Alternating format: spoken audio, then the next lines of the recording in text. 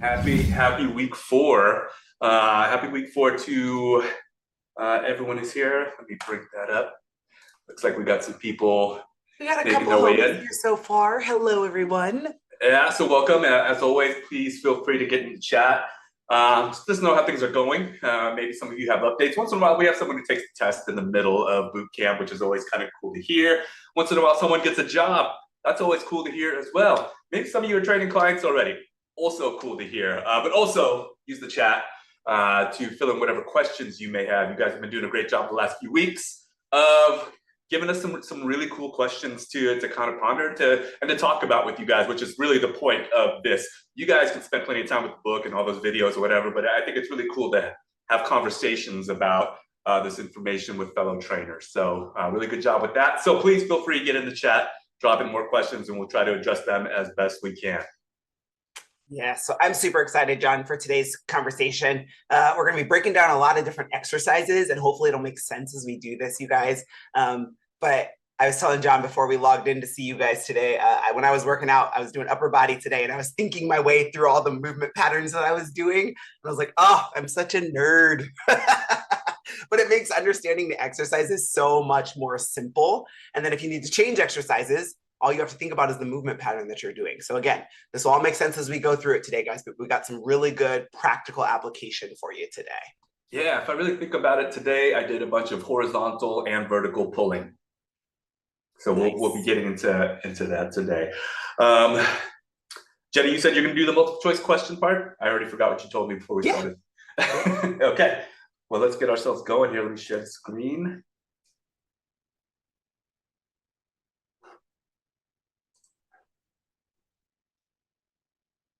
And there it is. We did it. Boom. All right. So again, here we are. Week four. We're going to talk about some learning techniques like we usually do. And then we're going to talk about how to build workouts. We're going to talk about different movement patterns and hopefully do it in a way that kind of simplifies the kind of the exercise selection process and the exercise programming process.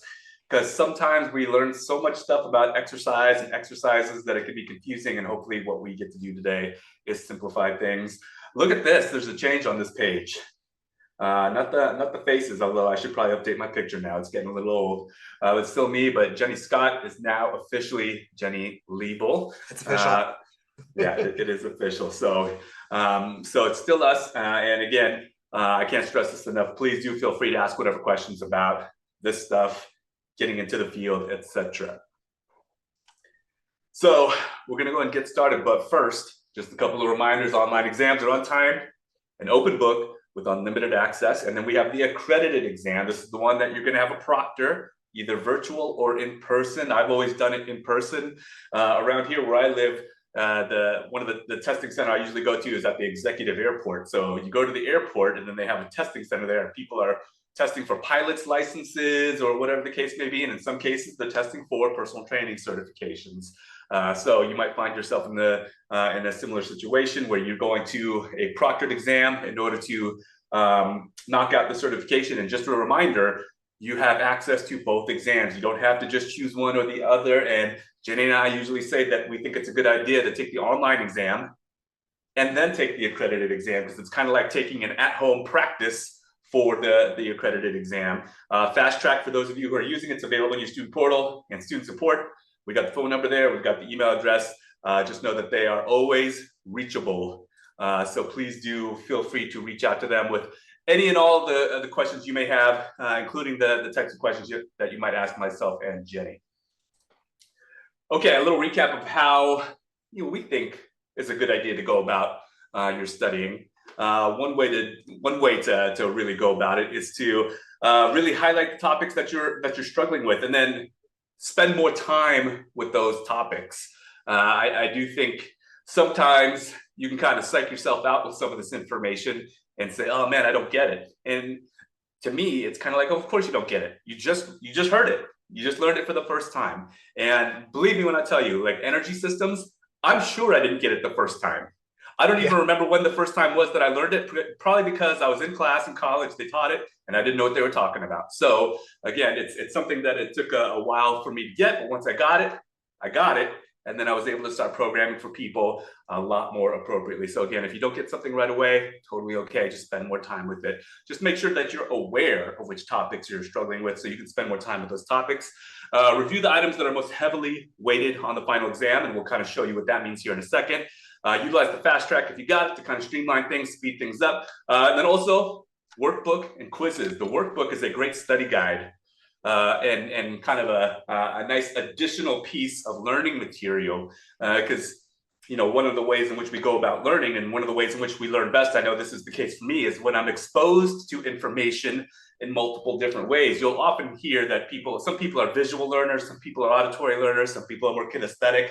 Well, what if you learn something all of those ways, including in some cases, when you're reading and highlighting things and adding color to it, I mean, you're just adding a lot of senses, a lot of experiences to the information. This is a way that is a very useful way in order to add a lot of layers to your learning so that you really get the information. This is not just my opinion, by the way. If you go into like a lot of learning science, this is definitely something that is known and is valued as far as really understanding information for application, not just for answering questions on a test.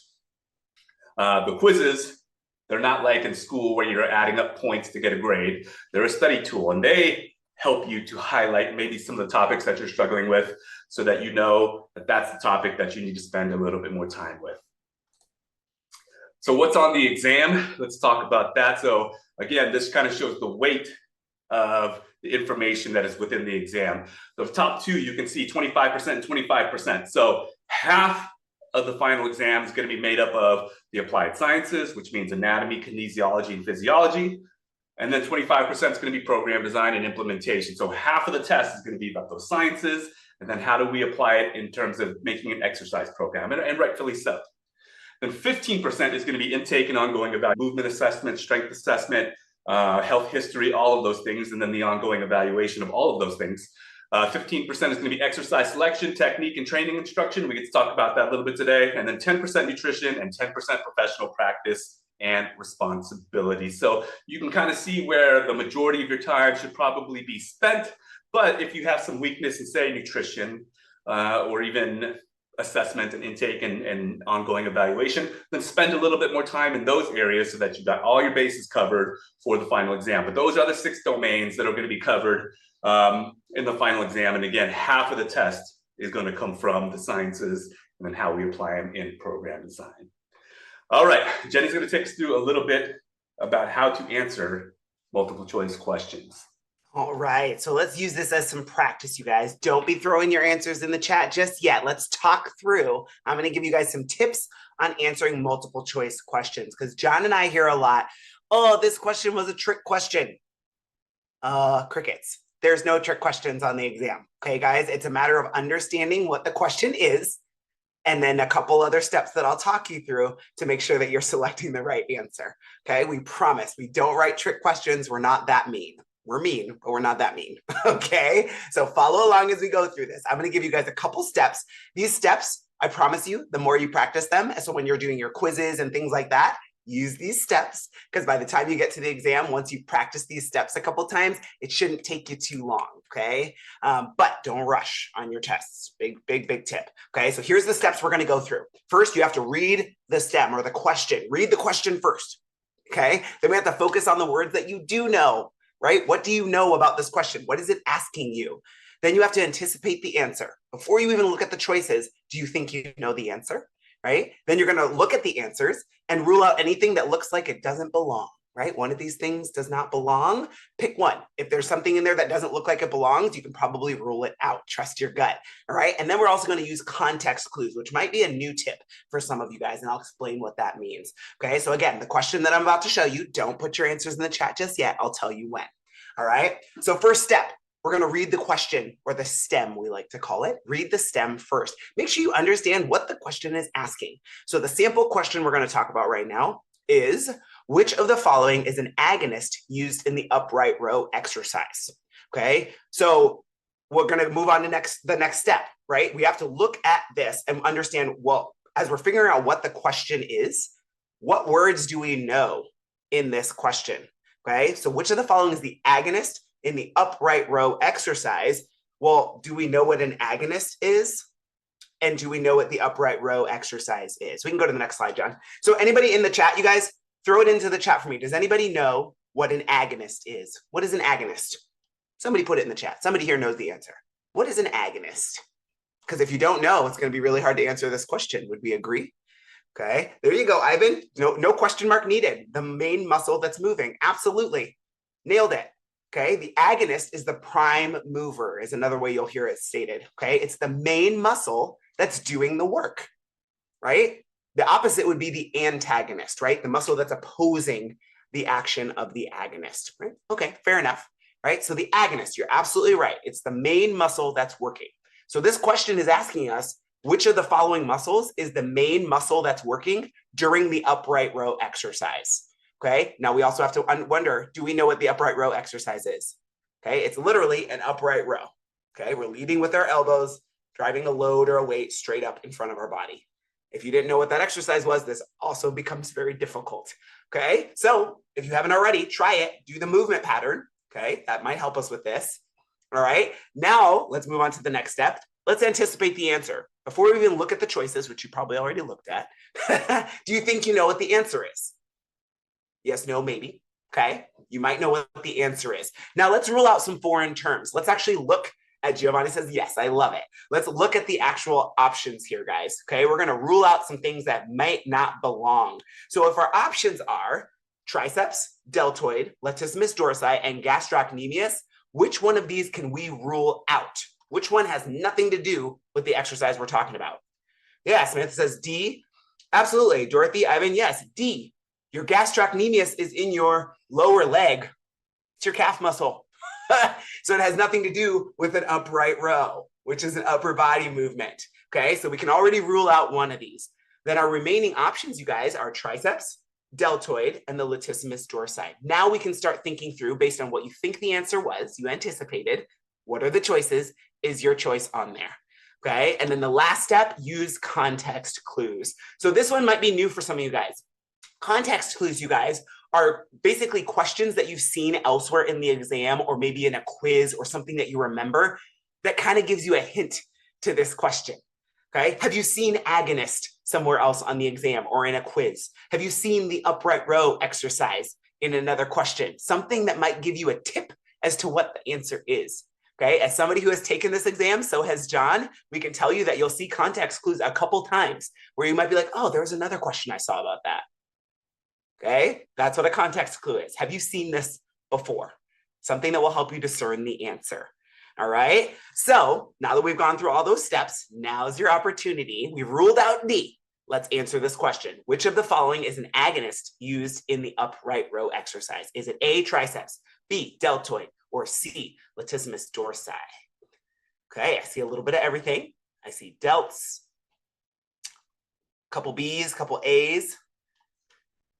B. All right, guys, the correct answer is B, your deltoid, your shoulder muscle, okay? Because we are doing abduction. We are abducting our upper arm, which is something we're going to talk about today, away from your body, okay? The muscle responsible for that is going to be your deltoids, okay? Your deltoid. So the correct answer is B. How do you guys feel about that?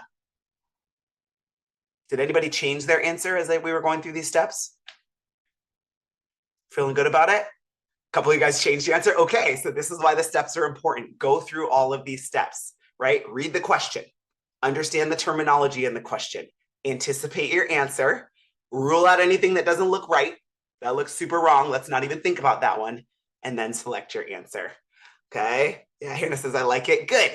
Good, guys. So I know this might seem tedious. The more you practice it, the easier it becomes. This is the easiest way to get through these questions. First, you have to start by understanding the question.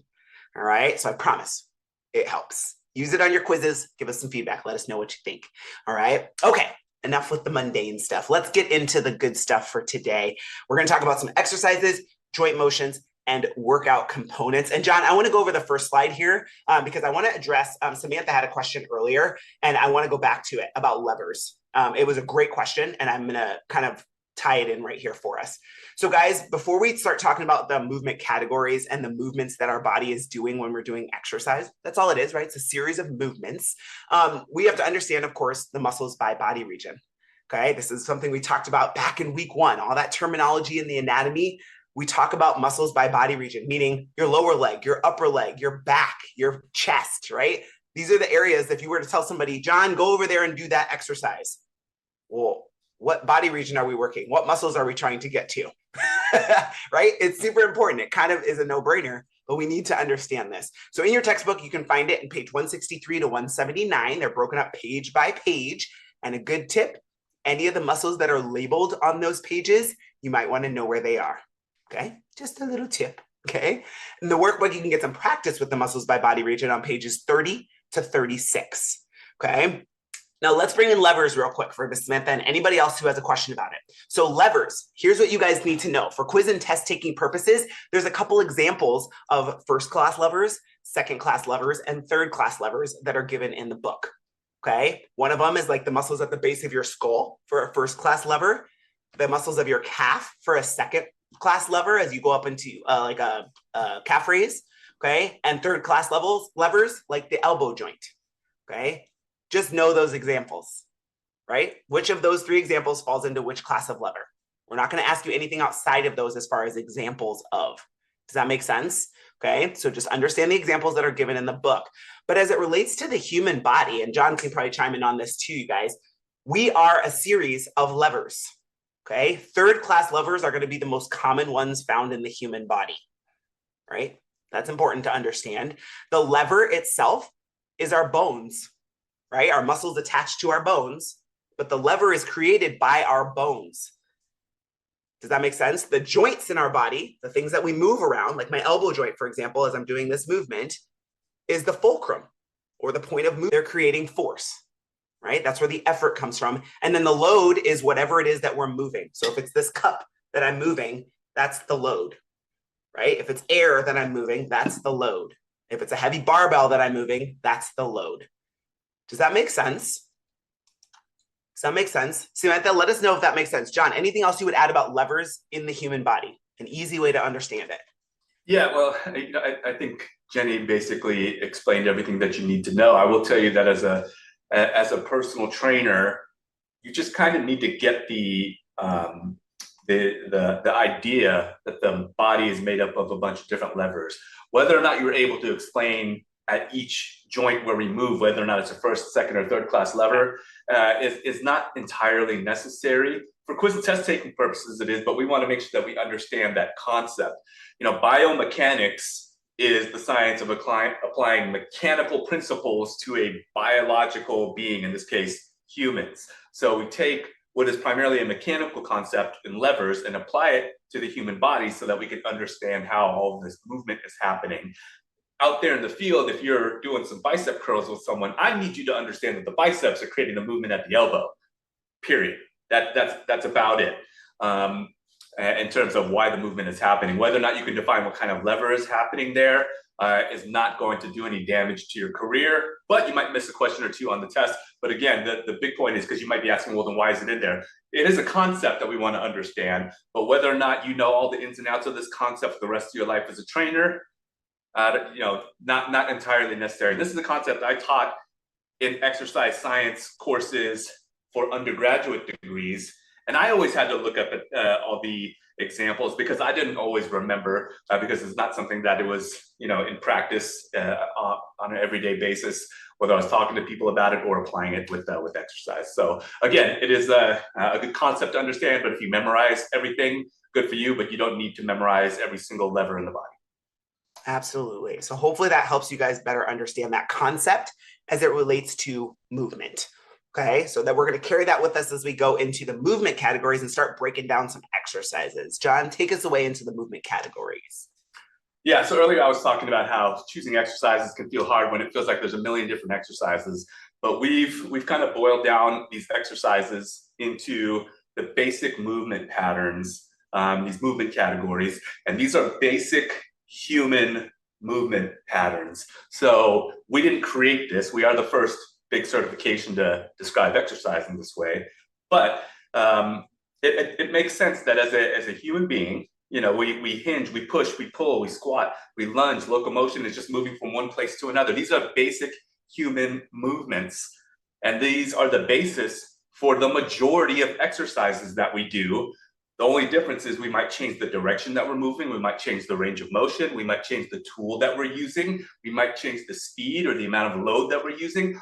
All of those things are the ways in which we take any of these movements, and all of a sudden we're pushing this way, I'm pushing this way.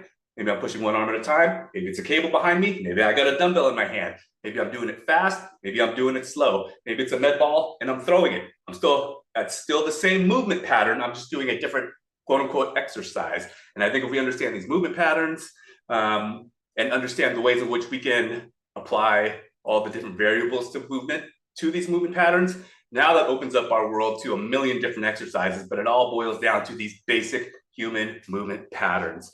Now, where do you find this information?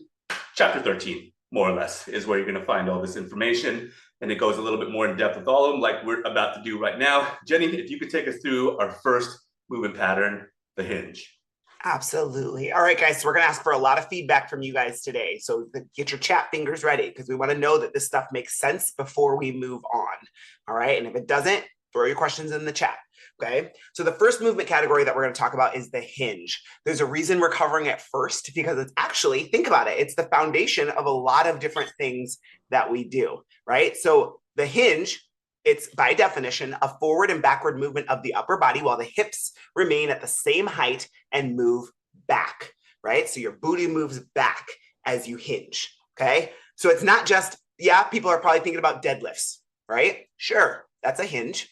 Well, what about when we do yes, there you go, Giovanni, a barbell row? You're in a hinged position. What if you're an athlete, right? There's a position that athletes, think about this. A lot of sports use this, a ready position, okay? Your feet are relatively wide. Your hands might be here, right? You're in a hinged position. It's an athletic ready position.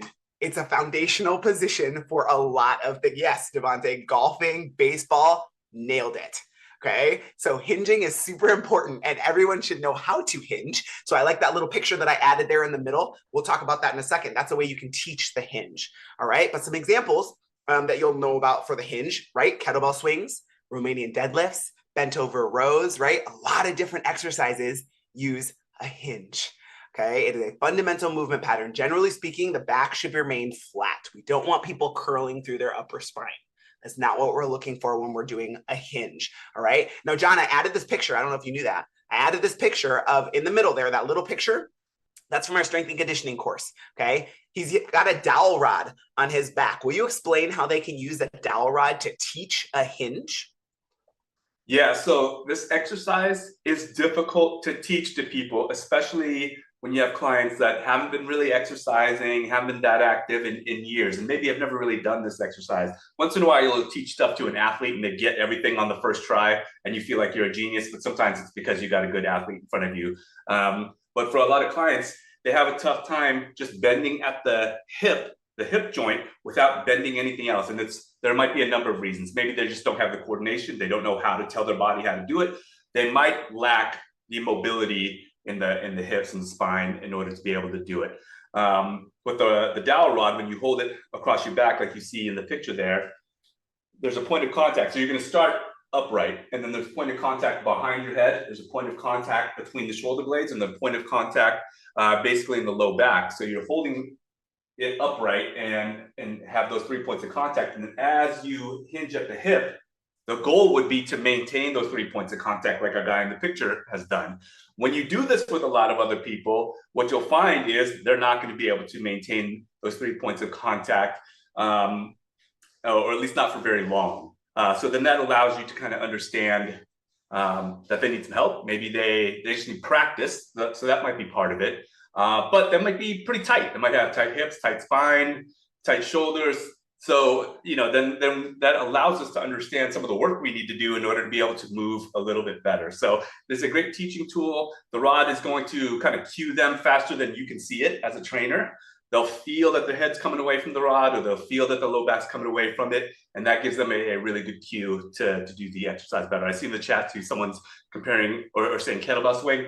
Same thing, it's the same movement pattern as that hinge. Just usually with a hinge where you're lifting kind of heavier and going a little bit slower. With a kettlebell, you're going faster, but the movement pattern remains the same, which means the muscles that are working are doing the same thing they normally do, just one is a little bit slower and heavier, the other one is a little lighter and faster.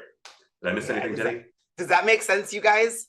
Are you guys getting it? Because this is the way it's going to go today. Okay, the 3 points of contact, Dorothy, the back of your head, between your shoulder blades, and basically right above your butt crack on your lower back. Okay, that's very technical. I know, right above your booty crack. You don't get that in the book. I know, right? You're welcome. Okay, good question. Okay, so guys, this is the way. Have any of you guys ever tried using a dowel rod? Or like you can use a broomstick, a Swiffer sweeper, a PVC pipe. Just it shouldn't be a heavy bar, basically. Anything that's lightweight, that's long enough to go from the back of your head to your booty. You can use, yeah, PVC pipe, Jacob, absolutely. And if you guys have never tried this for yourself, do it. Right? Next time you go to the gym, see if there's like a light PVC pipe, or if you have like a broomstick in your closet or something, try it. Absolutely, you guys, a back scratcher, probably not long enough. Okay, but try it, because if you're going to teach people how to hinge like this, you might want to know what it feels like, right? And then maybe check your own form a little bit. Okay, a lot of the stuff we're teaching guys in this course, if you have never tried it, guys, try it. Understand it firsthand. What does this feel like? And then it makes it easier to teach it. Okay, so that's your little homework for the day. You're welcome. Okay. Yeah, it's a great tool. And, you know, deadlifting has become a lot more popular in like the last 10, 15 years. There's a lot, like everyone's deadlifting at the gym now. And a lot of people don't actually have the mobility to be properly deadlifting from the ground. A lot of people should probably be deadlifting from an elevated position where the bar is elevated. And this can act as a test to see how far can you hinge while still maintaining those 3 points of contact. And if it's not far enough to be picking up something from off the ground, then you know as the trainer, we need to elevate that barbell a little bit in order to meet them in the range of motion that they have control over. So if you do that, now you're doing professional personal training and not just let's do deadlift day and see what happens. Yeah, great call out, John. That's a really great point. Yeah, well, everyone's deadlift. Today was deadlift day at the gym, apparently, because everyone was deadlifting. Nice. All right, next up. So that was the hinge. That's one of our movement patterns. Next up, we got the push. So this is an upper body exercise in which the arms themselves, or the arms in a tool directed by the arms, like the barbell in the picture, move away from the body. And this can happen horizontally, so that's this, or vertically, which is going to be overhead. And then really everything in between is a press. So we got incline presses, all kinds of presses, but everything in between. Sometimes the question can come up, at what point does it become vertical, not horizontal anymore? Usually the way I look at it is once you're past 45 degrees, then it's more vertical. So then I would call it vertical, but now we're just kind of splitting hairs here. So basically you're pushing over your head or away from your body this way. A couple of examples, the barbell bench press and the overhead press. So any sort of overhead movement.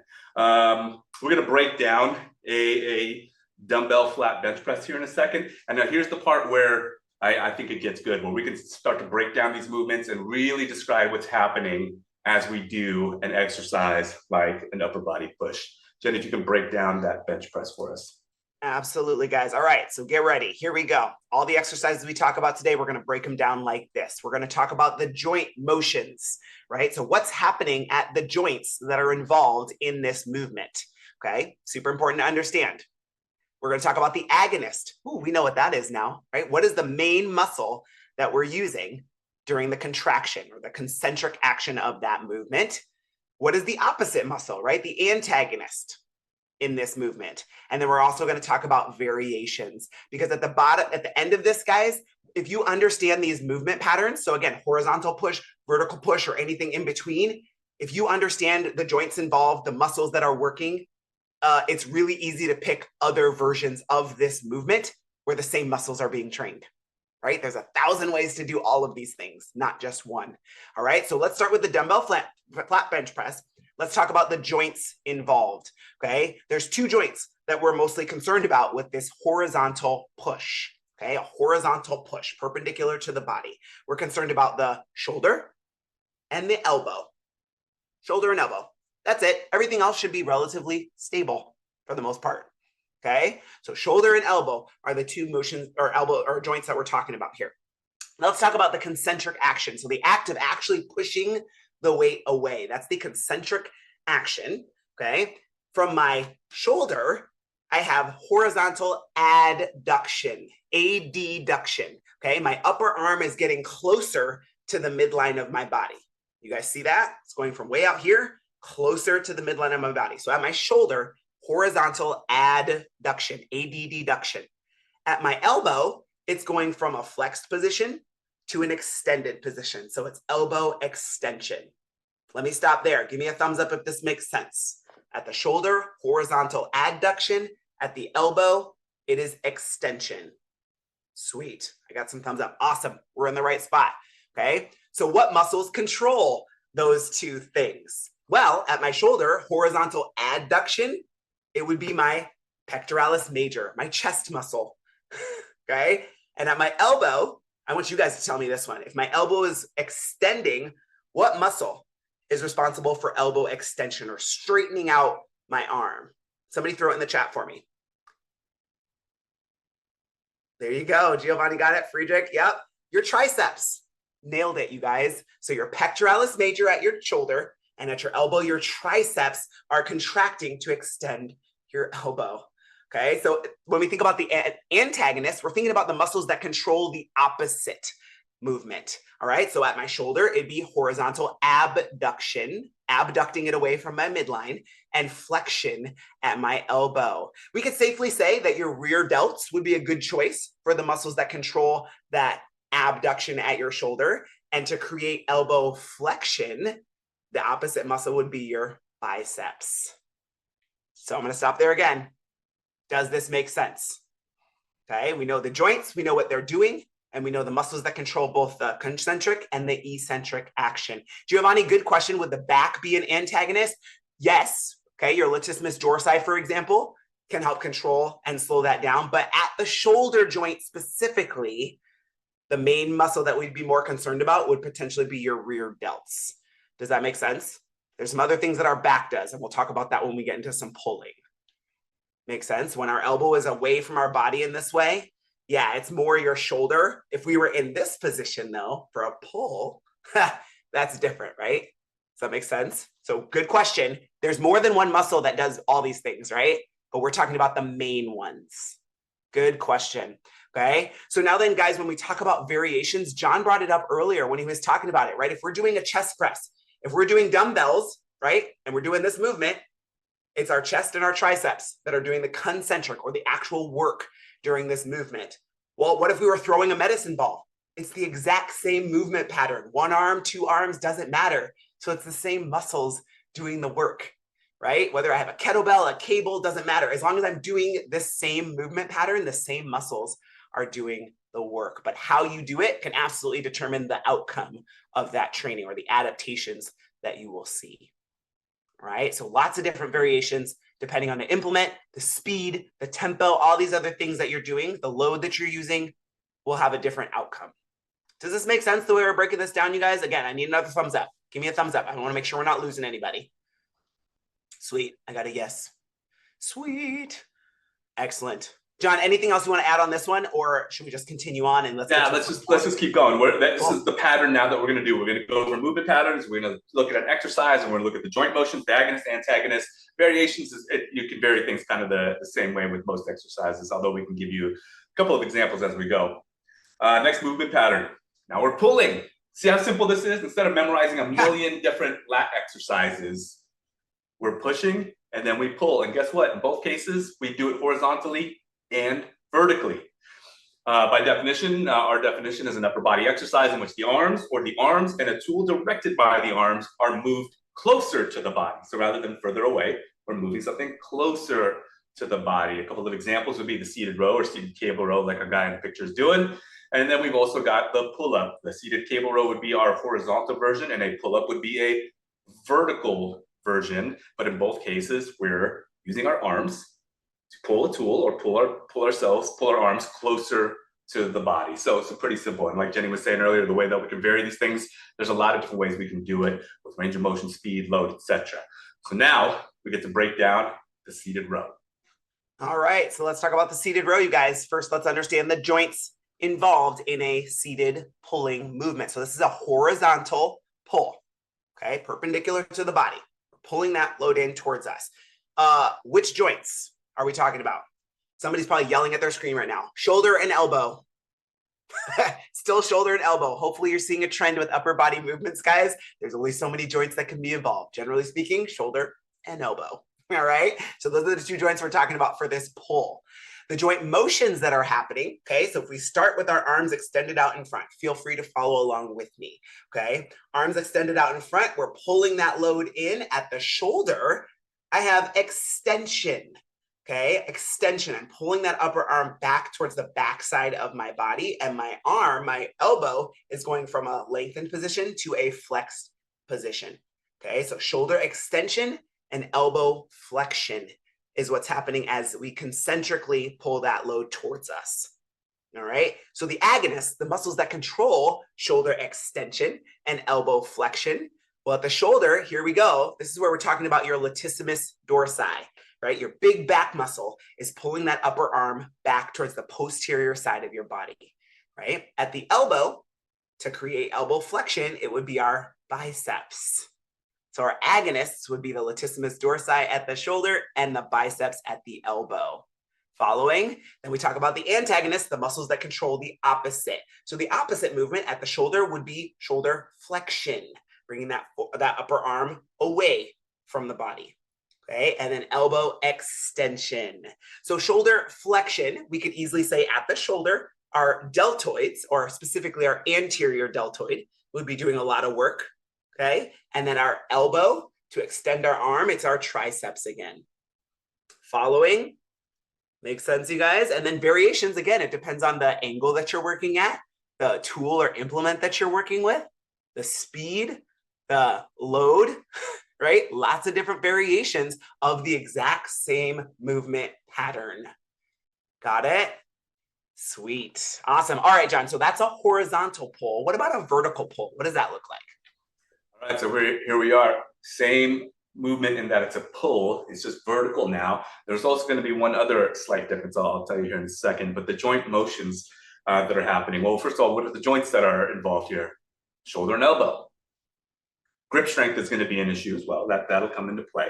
But shoulder and elbow for sure. What motion is happening at the shoulder? This time it's a different motion. Now we're doing shoulder adduction. So on the concentric part, as we pull up, we're doing adduction at the shoulder. So we're adding to the midline. The elbow flexion. So it's the same thing. We're doing elbow flexion again.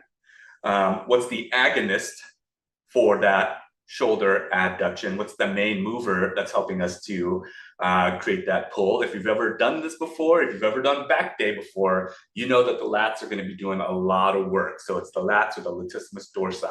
What's the main mover at the elbow? I mean, it's still elbow flexion. It's just like the last one. So it's the biceps. So it's pretty simple there. And then antagonist, again, the way to think about an antagonist is basically it does the opposite of what the agonist would do. So I'll use the elbow as an example. In this case, the agonist is the biceps because it's causing flexion. So the antagonist is the triceps because it would cause the opposite motion.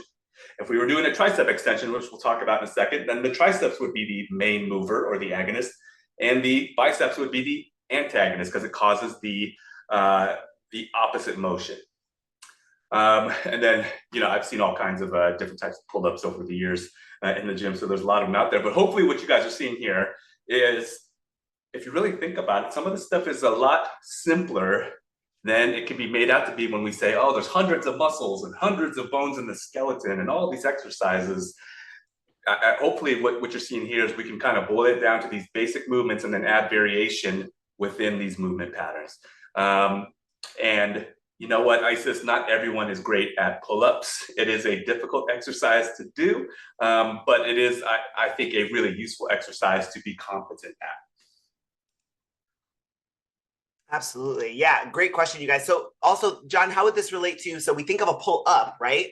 Doing a pull-up. Now everybody's great at it, but what about a pull-down? Isn't it the exact same movement pattern? Yeah, the movement pattern is the same. Now the demands of the exercise change, right? When we change from a pull-up to a lat pull-down, now there's the seat that's stabilizing your lower body. So now you can just focus on the pulling.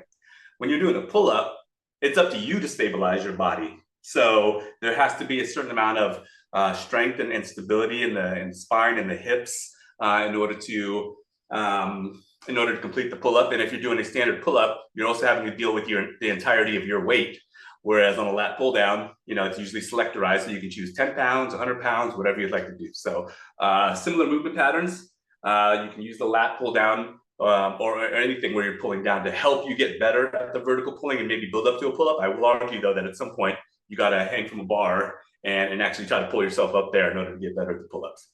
Yeah, so what John said is absolutely correct about the pull-up versus a pull down, you guys, but at the very foundation, the movement pattern is exactly the same. What the rest of your body is doing is going to be slightly different. Does that make sense? You guys getting it? You catching on? All right, let's talk about the squat. So finally, let's move to a lower body movement pattern. Okay, the squat, we've defined this as a level changing movement in which the person goes from a standing position to a lower position. Notice we don't say 90 degrees or whatever, doesn't matter, a lower position by bending at the hips, the knees, and the ankles. All right, so we just told you the 3 joints that are involved. You go from a standing position to whatever lower position by bending at your hips, your knees, and your ankles. Some great examples of this, we'll talk about one in a second, but the goblet squat, which Skye's doing here in the picture, right? And even the leg press, it's the same movement pattern. It's just generally speaking, if you're in a leg press, right? There's the seated leg press, there's plate loaded leg presses, but what's happening at your knees, your hips, and your ankles, guys? The exact same movement pattern as if you were doing a standing squat, okay? Just another variation. So when you have that person, or you're having a day where you don't want to do a back squat, right? There's other things you can do to hit the same muscle groups and the same movement patterns.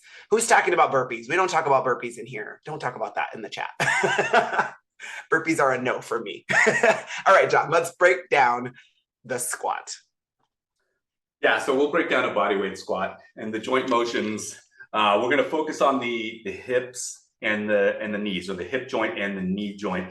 There is some movement that's necessary at the ankle joint, but we'll leave that out for now. But just know that if your ankles don't move well, you're not going to be able to squat well. I'm a perfect example of that. I have a structural issue at my ankles that don't allow for a lot of dorsiflexion.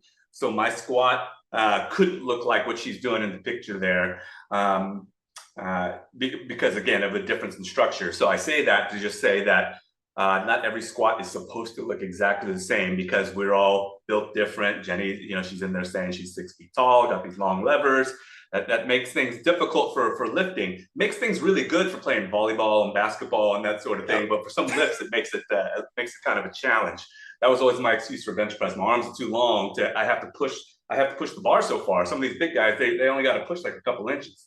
So the bodyweight squat, the joint motions, we got the hips and the knees. So in the picture, she's currently in a knee flexed and hip flexed position. When she comes up out of it, so the concentric part of the exercise, that is going to be hip extension and knee extension that is happening. So those are your 2 joint motions when we're in the concentric part of the exercise. So hip extension and knee extension. When we sit down, it's hip flexion and knee flexion. When we come up, it's hip extension and knee extension. The agonist, or the main mover at the hips, glute maximus. It's the main hip extender. The main mover at the knee is going to be the quads. So yeah, when you're squatting, a lot of people will feel the quads doing a lot of work, and rightfully so, they are. And that's oftentimes where we'll build up a lot of the like lactic acid. You'll feel that burn. But the main part that's extending the hips is going to be the glute maximus. The main part that's extending the knees is going to be the quads. The antagonist, so let's start at the hips. If hip extension is what the glute maximus is doing, then an antagonist to that would be something that creates hip flexion. So we can look at the psoas as an antagonist to that motion.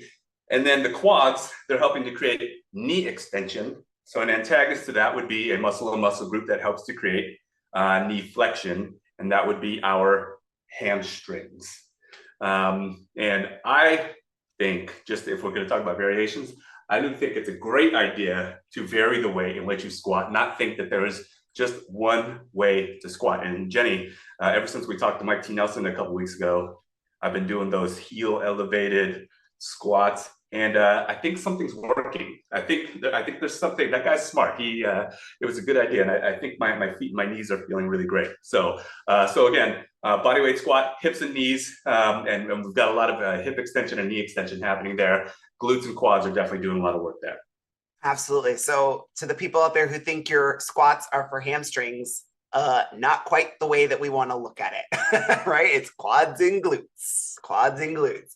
All right, so let's move on to our next one here. And Sarah, great question about bow legs. She asked, what if you have bowed legs, so your knees push out a little bit, how would that change your squat form? We'll talk about that a little bit more on Friday, because I think that's a little bit of a discussion, because it depends. So we'll definitely carry that out for Friday. The next category, guys, is the lunge. Okay, so by definition, lunge is different than a split squat, right? Where one foot's forward, one foot's back, and you're just going straight up and down. A lunge is a step and return movement. So you start from a position, you step in one direction or the other. Doesn't matter what direction you're going to, and then you return back to the starting position. So some examples of a lunge movement or something that would fall in this category includes a lunge in any direction or even a step up. If you think about it, whether it's a sideways step up, a forward step up, doesn't matter. You're stepping and then returning back to the starting position, right? So technically it's a lunge. All right, so step and return is a lunge. What's the last category we want these guys to know, John? Our last category here, we've got locomotion, and this is just referring to the ability to move from one place to another using the limb. Just know that the naming of exercises is not universal. So when we say suitcase carry, we're really just talking about carrying weight on one side. I've definitely taken classes before where they say suitcase carry and you're holding weights on both sides. So again, the naming of exercises is not an exact science, but really what we're talking about is holding something either bilaterally or unilaterally, 2 arms or 1 arm, and going somewhere with it. That's one of the exercises. And I think both of those exercises, farmer carry and suitcase carry, are great overall durability and sturdiness type exercises, like building full body strength, especially doing a motion that, you need to have sturdiness throughout the body when you're picking up something relatively heavy and going somewhere with it. If you ever helped someone move, then you know exactly what I'm talking about. Moving a couch is a good example. To Sarah's question, would a sled push count? In fact, it is my favorite way to do this sort of exercise, is a sled push and a sled pull. And technically, crawling on the ground would work. If you can walk on your hands, that would work under locomotion. And those in some cases can be great exercises as well. But for the most part, here our examples are simply picking up weights and going somewhere with them. But I'm a big fan of the sled push and the sled pull for sure.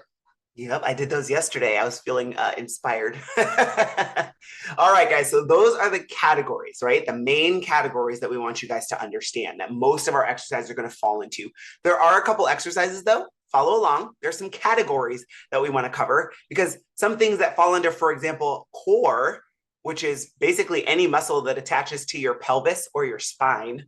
Technically, it's not just your abs, right? But any muscle that stabilizes the middle of your body, essentially, could be considered a core muscle.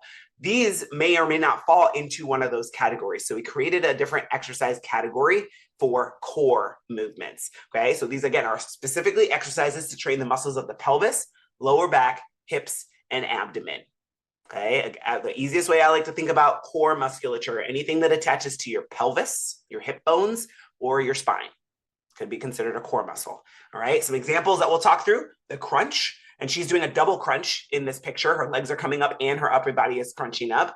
And a plank would still be considered a core exercise as well. All right, so lots of things can fall under core. But John, let's break down the crunch the way we've been doing this. Okay, crunch. What joint is moving? Well, we're just gonna say the spine. So spinal flexion is happening in order to create the concentric part of the crunch. Spinal flexion. Sometimes you'll hear it referred to as trunk flexion, but we're talking about the same thing.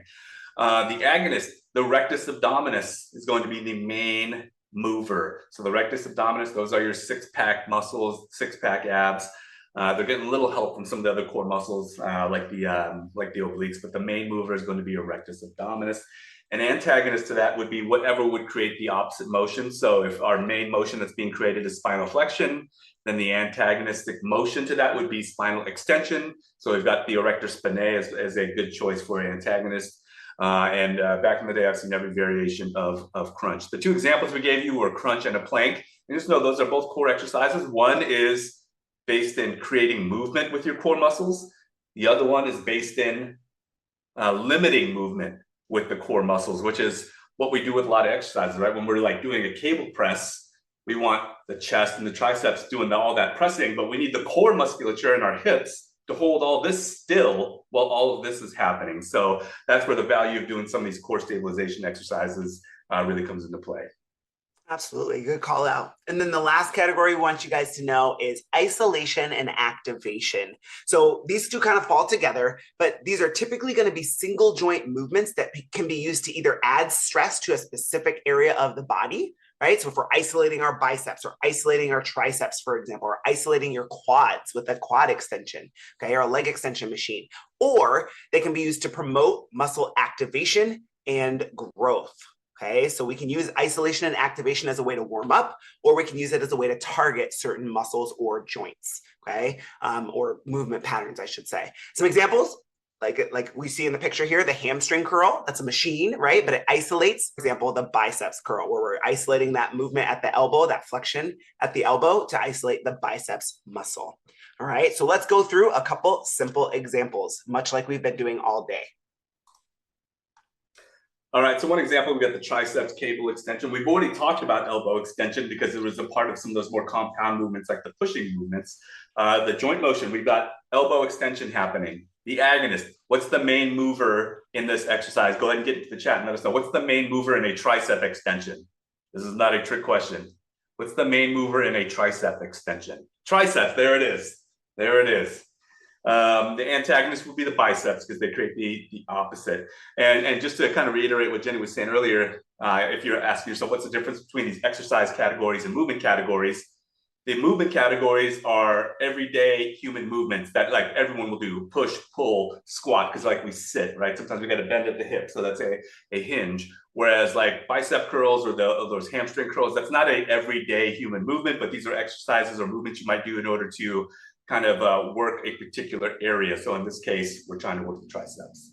Yeah, I saw something in the chat about the traps for this one. Absolutely not. So think about the movements that the traps do, guys. So the traps are for elevating your shoulders. If you're elevating your shoulders doing a tricep extension, I dare say you're not doing it right.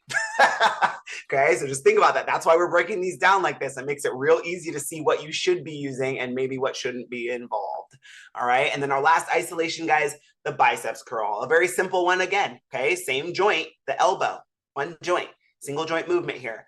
The actual movement as we're curling that weight up, the concentric action would be elbow flexion, which the agonist for that we now know is our biceps. And the antagonist would control the opposite, elbow extension, which would be our triceps. Really simple to understand, right? It's just a matter of which direction are you going? Are you pushing or are you pulling? Okay. And variations, again, depends on the implement, the speed, the number of reps, right? The load that you're using, lots of different variations of the same movement, flexion, extension, flexion, extension. It's pretty simple. Okay. Now, a couple more things we want to cover with you guys today, things to focus on. So we're not going to go into these things as in depth, but some things to focus on. Yeah, so remember, we're just to back up, we're talking about building exercise programs for clientele, right? So it does make sense that we do warm them up. We're going to find this information on page 265. Just know that the warm up is our ability to kind of ramp someone up. They're going from a resting state to a working state. So the warm up should take us up to the point where we're going to start doing the work part of our workout. It's also a nice way to be able to kind of rehearse what you're about to do. So for instance, if you got overhead presses in your workout schedule for today, it makes sense to do some specific movements in the warm up that movement pattern. Walking on a treadmill does not prepare your body for pressing weight over your head.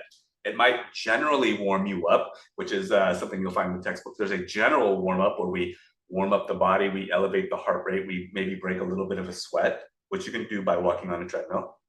But to get more specific, a more specific warm up, we want to make sure that we're emulating some of the things that we're actually going to do in the workout. So if you got overhead presses, then do something that warms up the overhead movement pattern.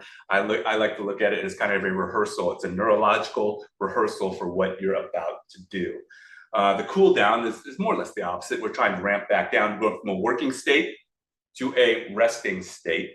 And it's our opportunity to have people kind of cool down their nervous system, cool down their heart rate, their breathing rate, etc., and just bring them back down to a little bit more of that resting state before they leave. It's also an opportunity for us to do some stretching. Sometimes static stretching can be great after a workout because your body's nice and warm, so you'll get a little bit more out of it.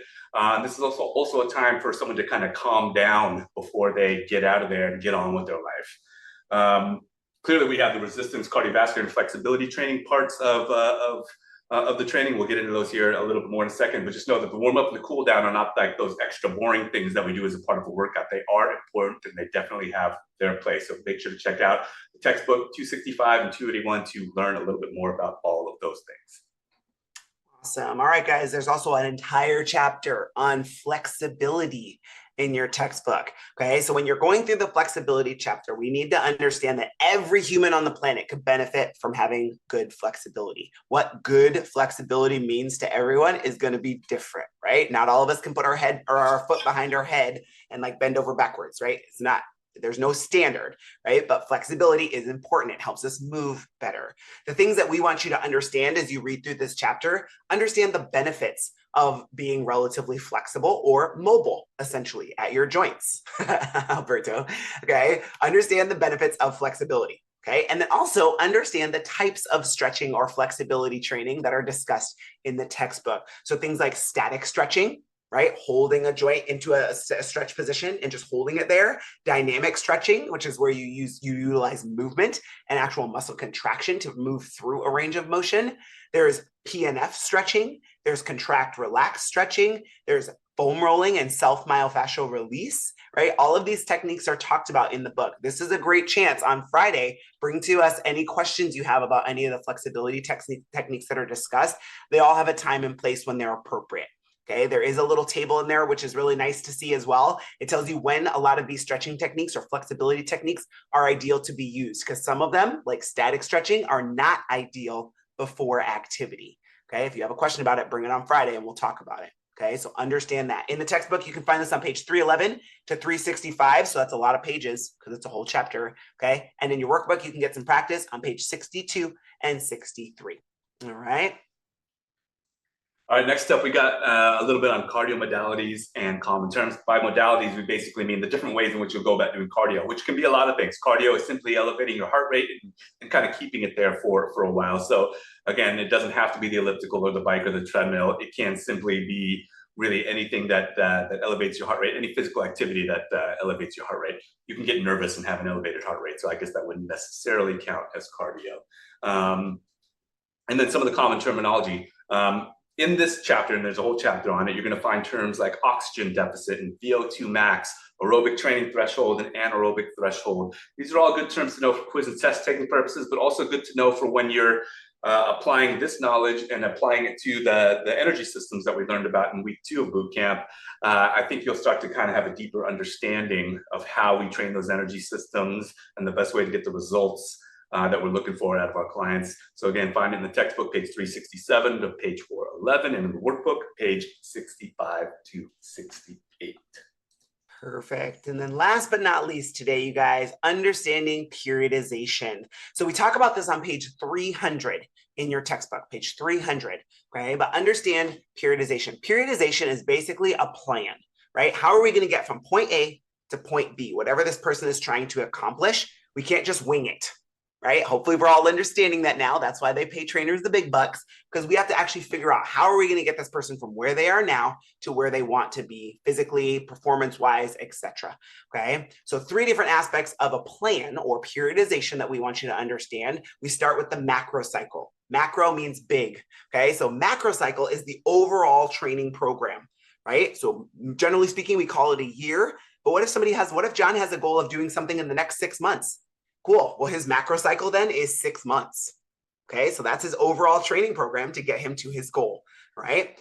The mesocycle is a breakdown of the macro cycle where we start to break it up into chunks. If we're using a year as a macro cycle, generally speaking, 3 or so months, might be a mesocycle. So a smaller chunk of time where we can focus on a smaller goal that will work us towards that big goal.